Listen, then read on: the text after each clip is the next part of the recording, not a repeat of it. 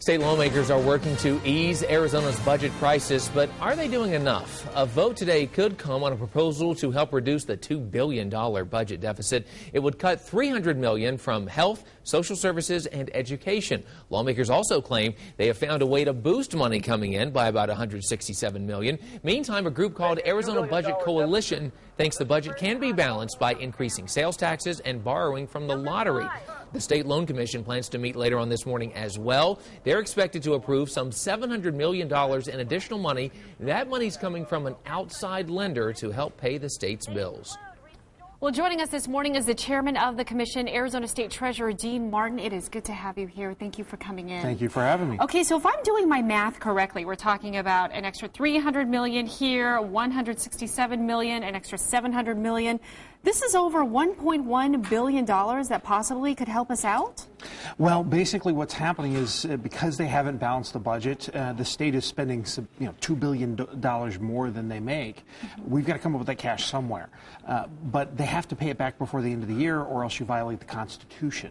So this is kind of a short-term loan. It's kind of like a line of credit or overdraft protection on your house, except we're talking $700 million.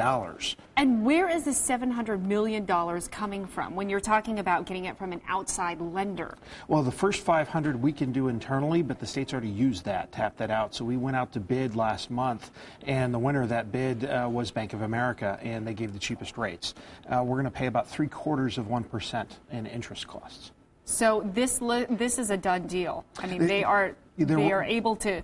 I find that interesting that they're able to do that, but yet there's so many other businesses out there that are trying to, survive still, and it's hard for them to get money. Well, this is one of the impacts of not balancing the budget. If they had balanced the budget earlier and avoided this, then the bank would have had $700 million to loan to other people. But now the state's basically sucking up that cash because otherwise, if we don't do this today, paychecks bounce.